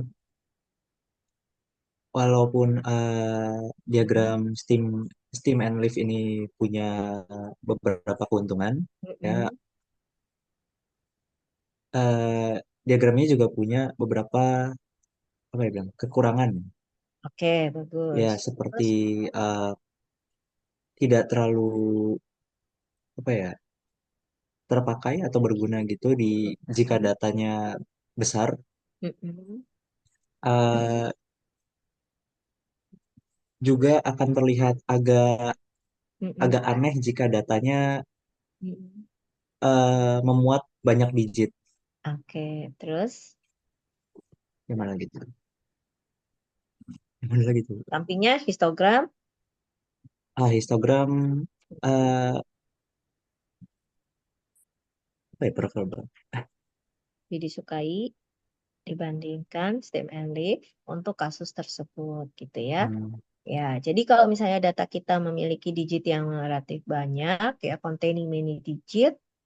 Nah, kalau menggunakan stem and leaf ini ya kelihatannya jadi agak aneh gitu ya. Maksudnya nggak enak lah kelihatannya gitu ya. Eh, Ribet gitu kayaknya gitu kan. Apalagi kalau datanya banyak gitu kan. Semua itu data aslinya tampilin ya jadi nggak ke-organize juga akhirnya padahal kan kita pengen organize gitu pengen mendapatkan informasi yang cepat gitu summarize. Nah biasanya kalau untuk data yang besar kayak gitu ya lebih baik kita gunakan histogram dibanding stem and leaf tadi gitu ya. Oke, terima kasih ya saya ya. Ini bisa lah ya pakai histogram, pakai Minitab, pakai dot plot gimana caranya. Di Minitab juga ada ya, perintah tadi dot plot, masukin data. Nanti misalnya bisa coba-coba sendiri gitu ya, latihan-latihannya gitu ya. Ya walaupun nggak dikumpulin, kalian bisa coba-coba aja di rumah gitu. Kemudian gimana sih ini kalau misalnya pakai limit grouping, terus apalagi tadi single value grouping, cut point grouping, ini coba aja salah satu soal ini kalian kerjakan gitu ya. Eh, Kemudian kalau yang ini soal yang ini belajar membuat sebaran frekuensi ya, dan ada frekuensi relatif, bikin histogramnya yang frekuensi gitu ya berdasarkan, terus membuat histogram berdasarkan frekuensi relatif. Jadi ini kalian dikasih data kayak gini. Ini menunjukkan banyaknya saudara kandung.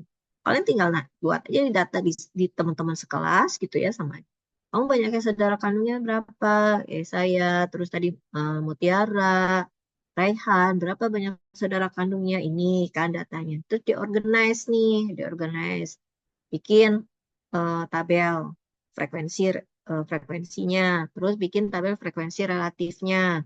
Setelah itu bikin histogram yang berdasarkan tabel frekuensi. Kemudian bikin histogram berdasarkan frekuensi relatif gimana gitu ya. Oke, itu. Nah, ini yang sudah kalian kerjakan ya menggunakan sim and leaf. Nah, ini juga tadi kan ditanyakan kenapa katanya yang lebih baik itu yang menggunakan 5 lines per stem dibanding yang 1 atau 2 lines per stem. Ya. Jadi memang kalau datanya itu tadi banyak digit-digit outwardnya gitu juga kan kelihatannya apa tadi bilang outward ya, outward. Aneh gitu ya. Oke, terus ya ada cukup ya. Oke, guys. Nah, oke. Sampai sini dulu yang mau tanya nggak? Tadi 2.3 itu organize ya, organize data ya. Organize data yang kualitatif, kuantitatif, pakai apa. Nah, yang berikutnya adalah shape. Yang saya bilang, kalau kita SEMrush itu kita perlu juga ini shape, bentuk. Ya. In this section, we discuss distribution and their associated property. Distribusi dari suatu gugus data. Dataset ini sering saya terjemahin gugus data. Ya, jadi katanya kita bisa distribution dari suatu gugus data gitu ya, bisa dari tabel, grafik atau formula yang menunjukkan gitu ya nilai-nilai amatan dan bagaimana dia terjadi. Nah, ini salah satunya gitu ya. Ini kita udah bikin nih histogram berdasarkan frekuensi relatif. Nah, lihat frekuensi relatif selalu di sini dari 0 sampai 1 lah maksimumnya. Ini cuma dalam hal ini data ini nggak sampai 1, maksimumnya 0,2. Nah, di sini kita bisa bikin kurva S-mode-nya ya kayak gini. Nah, ini menunjukkan distribution ya, jadi sebaran ya, sebaran untuk tinggi badannya ini bentuknya seperti bel gitu ya, seperti gunungan lah. Nah, ini mound ya, bentuknya kayak gunungan. Uang ini ada peaknya, ada puncaknya ya, yang satu puncak ini ya. Kemudian manfaat lainnya kalau kita membuat grup membuat kurva yang smooth tadi, katanya kita mau mengidentifikasi bentuk sebarannya tadi ya. Nah, memang bentuk sebaran data itu bisa ada simetrik dan ada non simetrik gitu ya. Nah, yang kalau yang ini kan contoh yang simetri ya. Jadi kalau di apa sih kita cerminkan gitu ya, ada mirror gitu, bisa dilipat gitu pas jadi dua kayak ini kan. Ini tengahnya, ini sisi kiri sama kanan di sini hampir sama gitu kan ya. Nah, secara umum shape dari suatu distribusi data gitu ya. Ini ada yang kita sebut dengan modality, simetri, skewness ya, modality. Ini yang seperti apa? Nah, kan data kita itu seringkali gitu ya. Apa modus ya? Kita dulu waktu SMA mungkin kenalnya modus itu amatan yang frekuensinya paling banyak gitu ya, yang paling tinggi kemunculannya. Ya, dia bisa hanya ada satu nilai gitu ya, ya unimodal gitu ya, memang ada punya satu modus. Bisa juga data itu memiliki dua modus ya, dua mode bimodal. Jadi bentuk datanya itu kayak gini, dua puncak. Bisa juga multimodal. Ini banyak puncak, modusnya lebih dari satu gitu ya. Ini contoh. Jadi itu shape suatu distribusi data. Yang pertama itu modality ya, disebut dengan modality. Modality itu modusnya tergantung modusnya ada satu, dua atau lebih gitu ya, atau multi. Ya. Nah, ini distribution is bimodal or multimodal hanya jika peaks-nya sama tinggi ya. Namun dalam prakteknya katanya ya, however, in practice, distribution with pronouns but not necessarily equal height peaks are often called bimodal or multimodal. Dalam prakteknya nggak harus sih gitu ya, katanya seperti itu. Oke, ini contoh shape yang pertama, modality. Shape yang kedua itu simetri. Ya, simetri itu yang tadi ya kayak pencerminan kanan kiri gitu ya. Kayak bisa dibagi dalam dua bagian gitu katanya yang saling mencerminkan tadi. Nah, ini contoh yang simetri gitu ya, bisa bentuknya kayak gini, bell shape katanya ya. Ini contoh yang ini triangular kayak gini gitu ya. Bisa juga ini yang uniform sebarannya ini disebut dengan sebaran uniform. Tingginya ini sama semua gitu ya untuk nilai-nilai X berapapun gitu ya. Ininya kalau sumbu Y itu frekuensi relatif berarti ini sama semua gitu ya. Jadi ini sebaran yang termasuk simetri ini ada bell shape, triangular, dan uniform. Untuk yang bell shape sama yang triangular ini juga disebut dengan merupakan unimodal juga ya. Nah dia punya satu puncak aja gitu kan. Nah kalau yang uniform dia tidak ada peaknya, tidak ada puncaknya, atau bisa juga ya punya banyak puncak, many peaks gitu ya, tergantung dari mana kita melihatnya. Ya, tapi kita nggak perlulah kita mengklasifikasikan sebaran uniform itu berdasarkan tadi modusnya. Nah ini yang kita lihat, yang tadi kita sebut menjulur ya, menjulur ke kanan, ini tidak simetrik ya. Kalau gugus data kita terus kita visualisasikan tampilannya kayak gini gitu ya. Ini berarti menjulur ke kanan, yang ini menjulur ke kiri. Ya, right skew, ini left skew. Artinya kalau yang right skew ini apa? Ini yang nilai-nilai amatan yang tinggi, semakin kanan kan makin tinggi. Itu sedikit, cuman ada nggak banyak gitu loh. Misalnya data ujian kalkulus atau data ujian statistik dasar, nilai-nilainya. Yang dapat nilai 90, yang dapat nilai 95 gitu, yang nilai tinggi itu cuma sedikit orangnya. Berarti kan frekuensi ke atasnya makin dikit kan, maka ini makin ke kanan makin menjulur, makin dikit ininya tingginya. Beda yang ini peak kata. Jadi ini yang eh, apa? Yang kayak puncak gunung ini menunjukkan frekuensinya tinggi. Ini kan dari sini sini ini kan ya. Yang nilainya di sini itu banyak gitu. Ada banyak orang ditunjukkan oleh ketinggiannya ini. Semakin ke sini ketinggiannya makin kecil kan? Ya. Nah, sebaliknya yang left view gitu ya, yang nilai-nilai bagus tuh banyak. Kalau nilai statusnya itu bagus-bagus gitu ya, sekitar 90-an di sini kan, misalnya ini kan tinggi gitu kan puncak. Yang nilai ada tapi yang nilainya jelek gitu ya, yang dapat nilainya 30 gitu. Ada sedikit orang frekuensinya di sini. Ini berarti gugus datanya left skew gitu ya. Oke, ini eh oke,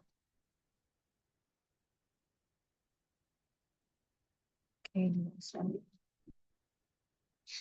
Nah, bisa juga kata dia ini ada juga bentuk data yang kayak gini. Reverse J-shape. Ini apa ya? Kayak eksponensial gitu ya. Jadi semakin ke kanan itu ya makin kecil.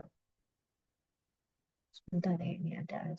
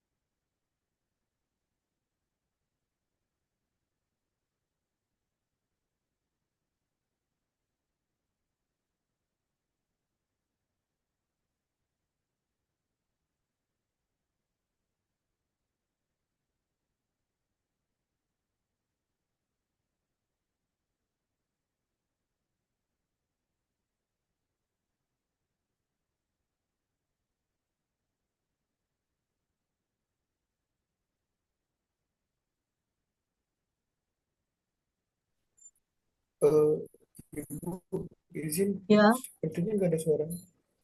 ya. Ntar saya tadi memang lagi berhenti dulu karena azan. Makasih Raihan. Eh, Tiara, tadi tuh link Zoom ada di grup apa enggak ya? Ada. Bu Endang udah masuk grup kan? Udah. Oh, link Zoom-nya nggak di-share di grup ya Tiara ya? Bu Iya Endang. Bu, saya share-nya di grup kelas dan ke ibunya aja. Coba saya Iya. share di link grup. Iya, enggak soalnya Bu Endang saya baru ngeliat juga. Baru ngeliat Japrinya Bu Endang. Ternyata Bu Endang tadi Japri saya nanyain link Zoom. Oh iya Bu, oke saya share dulu ya Bu. Ya, eh baik. Nanti untuk berikutnya mungkin bisa di-share juga ke Bu Endang ya. Ya, jadi ini tadi kita sudah ya tentang mengorganize data. Nah, tadi juga sudah tahu ya ini apa sih data yang reverse J-shape, yang seperti apa, triangular, yang seperti apa, import seperti apa. Nanti bisa di review lagi ya. Oke. Sebentar. Saya mau cek.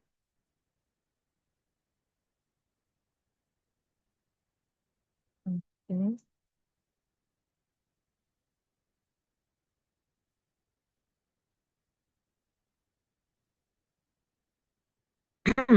Jadi kalau secara garis besar ya kita kalau jenis-jenis apa bentuk atau shape sebaran data ini aja ya. Mungkin kita bisa secara garis besar bagi tiga gitu, simetrik, right view, left view gitu ya. Oke. Kemudian ini population ya and sample distribution. Jadi kan kita kan memang nggak punya amatan populasi seluruhnya ya. Nah, kepingin kita itu ya sebaran yang terjadi di populasi, bentuk populasi kita, sampel yang kita ambil gitu ya, kepinginnya sih bentuk sebarannya sama gitu ya, mirip dengan yang populasinya gitu kan. Tapi ya seringkali nggak persis sama gitu ya. Population data are also called census data yang kemarin saya sudah sebutin gitu ya. Nah, ini sebaran dari populasi, kalau dari seluruhan data kita ya disebutnya population distribution. Kalau sample distribution ya sebaran hanya untuk data sampel yang kita punya aja gitu ya. Misal ini eh, kita sebaran populasinya tuh kondisi yang sebenarnya tuh harusnya kayak gini. Dalam kenyataan kan kita nggak tahu kan, karena populasi kan kita nggak ngamatin seluruhnya ya. Anggaplah populasi kita tuh kayak gini gitu. Nah, terus kita ngambil sampel misalnya sebanyak ini ya, six sample distribution gitu ya. Ini contoh-contoh gitu. Kalau kita, bentar, eh, the variabelnya is household size. Household size itu apa sih? Banyaknya anggota keluarga ya. Jadi di sini itu datanya itu tentang banyaknya anggota keluarga yang ada di keluarga-keluarga yang ada di US gitu kan. And the population consists on. Nah, tentu populasinya itu adalah semua rumah tangga yang ada di US. Tapi kan kita eh, nggak ngamatin semua amatan rumah tangga itu gitu ya. Kita hanya mengambil sampel aja beberapa. Di sini ada six sample distribution. 1, 2, 3, 4, 5, 6 gitu ya. Nah, kalau kita lihat eh, tadi kan populasinya seperti itu ya. Nah, yang kalau kita ngambil sampelnya itu berbeda gitu kan, tentu sebaran yang kita punya akan berbeda lagi kan? Ya enggak? Masih tadi kepencet ya. Sebaran sampel distribution itu bentuk sebaran dari sampel ya tergantung sampel yang kita ambil gitu kan. Kalau sampel yang kita ambil berbeda gitu ya, tentu shape-nya akan beda lagi gitu. Di halaman berapa sih ya Allah? Jadi kesel. Ini ya. Mana ini? Itu ya. Mana yang paling mirip dengan populasi kita? Nah, kalau kita lihat nih yang pertama, ini kan seperti ini bentuknya ya. Kita ngambil sampel nih sejumlah orang gitu ya, sejumlah rumah tangga gitu kan. Misalkan seluruh rumah tangga yang ada di US ada berapa lah gitu ya, tapi kita ambil sampel sekian. Katakan untuk ukuran sampel yang sama aja. Kita ambil ukuran sampelnya sebanyak 100 rumah tangga dari 500 rumah tangga. 100 rumah tangga, tapi yang terpilih misalnya rumah tangga A, B, C, dan seterusnya. Yang ini kepilih beda lagi gitu. Bentuknya akan beda-beda kan. Ya, ini ada 6 gugus sampel. Contoh gitu kan. Kita mensimulasikan. Untuk simulasi yang pertama itu ya, kita ngambil sampel sekian, tadi 100 dari 500 rumah tangga misalnya. Dapat kayak gini. Ini relatif mirip kan ya. Nah, yang ini beda. Lihat deh. Ya, ini di sini kan. Ini populasi yang sebenarnya itu kayak gini. Ini yang tinggi di sini. Ini nggak terlalu jauh beda kan antara yang number of people gitu ya. Banyak yang matanya cuma satu gitu. Ini nggak terlalu beda yang dua. Tapi yang ini beda. Ini banyak banget. Ini bentuknya beda lagi ya. Jadi dia ini dari 6 contoh sampel yang berbeda-beda. Sampel distributionnya, bentuk shape-nya itu beda-beda juga gitu ya. Nah, makanya oh ya benar kan di sini we simulated 6 random sample of 100 household each from the population. Ya, jadi memang ini mengambil sampelnya itu sebanyak 100 dari seluruh population yang ada gitu ya di US gitu.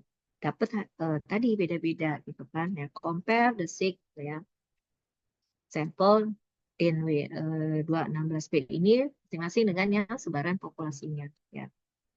The distribution of the six sample are similar but have definite difference ya. Memang mirip sih ya, tapi itu memang tentu ada bedanya ya. Hasilnya ini not surprising because people expect variation. Tentu ya jelas ya, nggak mungkin persis sama, orang kita nggak ngamatin semuanya gitu kan ya. Nah, in practice, kata we usually do not know the population distribution. Kita dalam kenyataannya kita nggak tahu sebaran populasi kita kayak apa ya.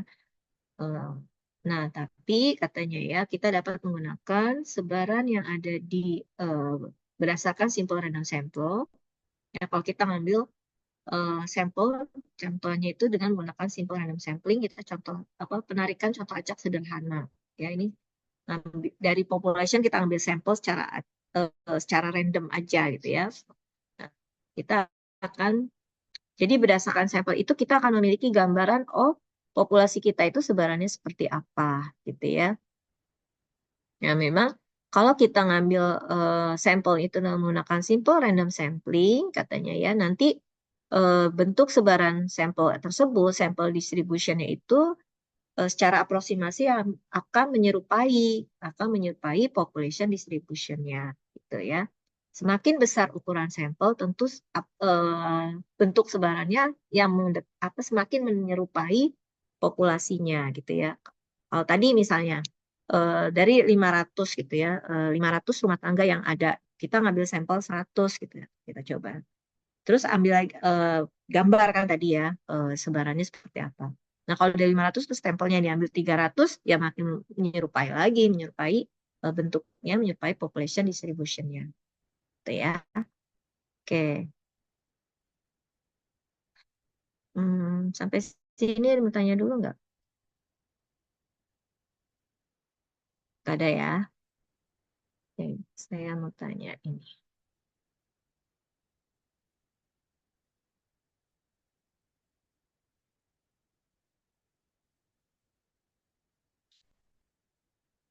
Siapa ya? Rihandi, ada Rihandi? Ya, Ibu. Mana Rihandi? Ya, ini tadi nomor 8 bisa jawab ke apa? Kapan kita menggunakan single value grouping? Untuk data yang kayak apa? Itu kita menggunakannya saat Mm-mm, data tersebut masih ini Bu apa? mm-mm. Masih digitnya masih Hmm? 1 sampai 2 digit. 1 sampai 2 digit. Ya. Hmm, Oke, terima kasih Rihandi. Ada yang Ya. mau menambahkan? Eh, Izin. Atalah siapa yang menjawab? Tiara ya? Coba Tiara, silakan Tiara. Apa Tiara? Kapan kita pakai ini, single value grouping. Yang amatannya berbedanya sedikit, bukan Ibu? Oke, bagus. Terima kasih, Tiara. Nah, kalau kita mau organize data yang tipenya kualitatif, itu bisa pakai apa aja, Tiara?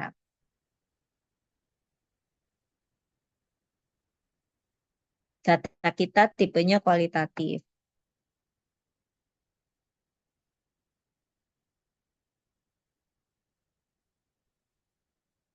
Yo,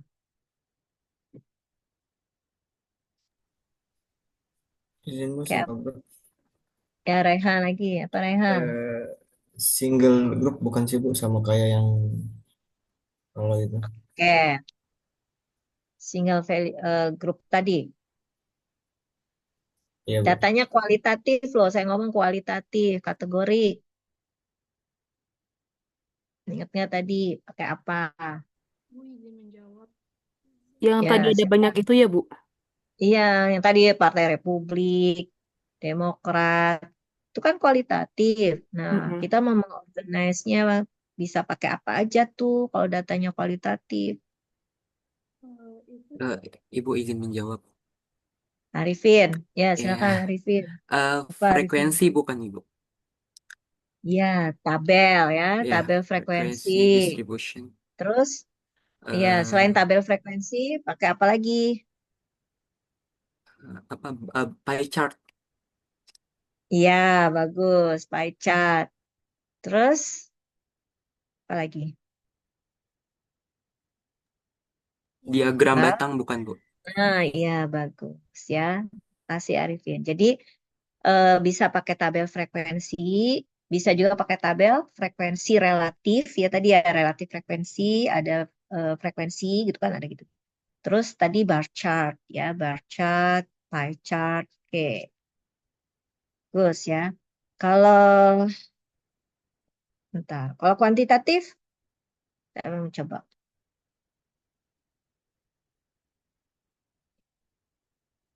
Izin Bu mau menjawab.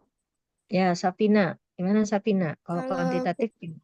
itu pakai single value grouping, limit grouping, sama cut point grouping. Benar tidak, Bu? Oke, tuh. Kalau apa tadi kapan kita pakai single value grouping, cut point grouping? Ingat nggak tadi limit grouping? Kalau single value grouping itu dipakainya kalau datanya discrete sama di Oke. mana amatannya yang sama. Kalau limit grouping itu dipakai ketika ada banyak nilai yang berbeda. Kalau Mm-mm. cut point grouping itu dipakai kalau data kita itu data continue atau O- desimal. Oke, bagus, Safina ya. Makasih ya, tadi dengerin ya. Oke, ada tiga tadi ya. Ya, tadi yang untuk yang single value grouping itu kalau amatannya banyak yang samanya gitu kan. Kalau amatan berbedanya cuma dikit gitu kan. Itu datanya discrete.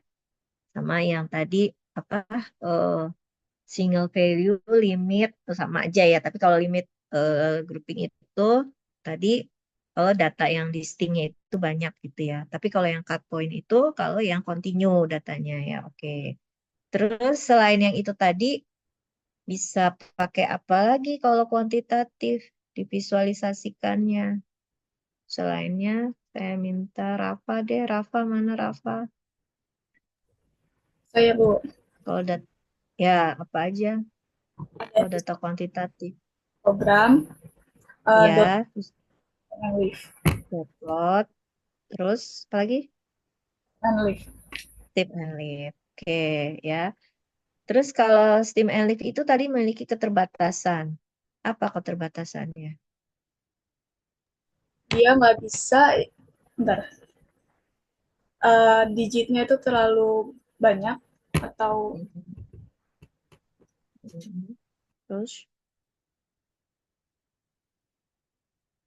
apa lagi? Kalau datanya terlalu besar juga ya, terlalu bagus juga ya. Oke, oke lah ya. Itu. Baik, ini saya rasa udah ya. eh, Cukup untuk yang tadi tentang mengorganize data. Nah, nanti untuk yang berikutnya ini Ini sebenarnya udah kita ulas-ulas juga sih sebenarnya ya tadi yang bagaimana kita mencari pusat data. Nah, tapi sekarang ini mulai belajar ngitungnya gitu kan. Gitu sih saya rasa harus bisa lah ya ini. Saya nggak ngajarin banget banget gimana cara mencari rata gitu ya, gimana mencari median, kalau datanya genap, kalau datanya ganjil gitu ya, banyaknya data genap, banyaknya data ganjil, modus gitu ya. Nah, ini yang ingin saya tekankan di sini adalah eh, kapan kita Pak ini ya, ukuran pemusatan. Di sini kan ada ukuran pemusatan itu macam-macam. Ya, ini measures of center. Ya, ukuran pemusatan.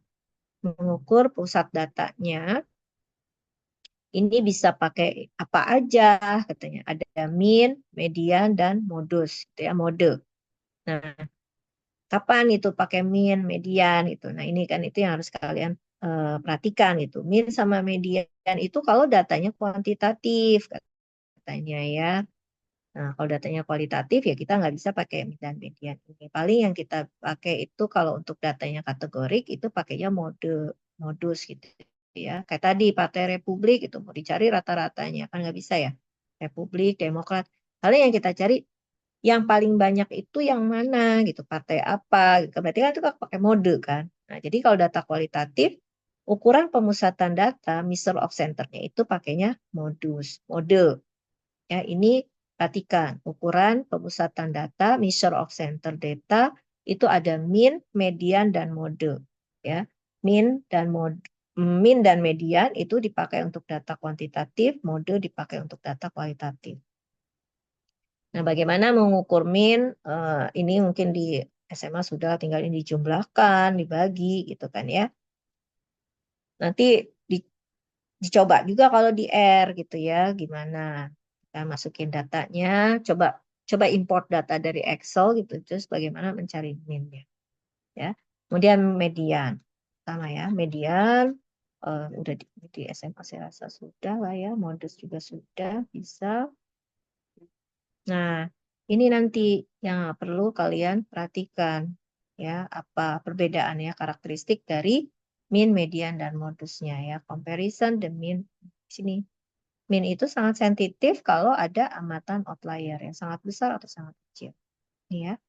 Ini mungkin untuk minggu depan, mungkin buat latihannya dicoba aja ya. Ini meskipun nggak harus dikumpulkan, coba kalian cari belajar ngitung ya ini ya. Ini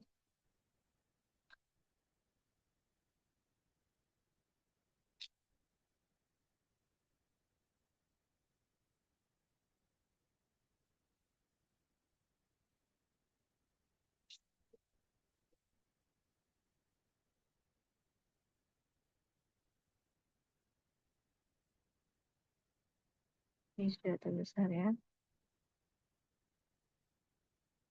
Nah, yang saya ingin kalian coba mulai ini keragaman ya. Nah, nanti pelajari mengukur keragaman bagaimana, apa bedanya ini, dan seterusnya ya. Oke, minggu depan aja. Ini nanti dicoba-coba aja latihannya sendiri ya. Banyak kan ini ada banyak soal. Nah, mungkin ini bisa dilihat apa yang disebut trimin. Oke. Dicoba 353 sama 354 deh. Ini, ya. 353 dan 354. Nanti kalian belajar ini yang disebut dengan ada rataan terpangkas trimin ya namanya. Jadi kalau tadi kan rata-rata bahasa Inggris kan min gitu ya. Nah, ada lagi yang namanya trimin. Ini apa? Nah, sehingga nanti bisa tahu lah 353, 354 ini. Oke, ini mungkin nyambung. Gitu ya. Oke, sampai sini ada yang ditanyakan nggak? Sama tolong pelajari ini, cara ngitung standar deviasi. Kemarin sih saya tanya, katanya yang di SMA ada yang udah dapat juga ya. Varian dan standar deviasi ini gimana nih cara dapatnya? Ini pelajari. Untuk minggu depan. Baik, sampai sini cukup. Kalau tidak ada yang tanyakan, saya akhiri untuk perkuliahan kita hari ini ya. tolong dicoba, itu latihan-latihannya kan banyak tuh di belakang yang bab 2 ini ya. Insya Allah minggu depan kita lanjutkan bab 3 ya, sampai ke sini. Kalau bisa dibaca dulu gitu ya, jadi eh, nggak terlalu ngeblank banget gitu nanti. Baik, saya rasa cukup. Terima kasih atas perhatiannya. Assalamualaikum warahmatullahi wabarakatuh. Saya stop share.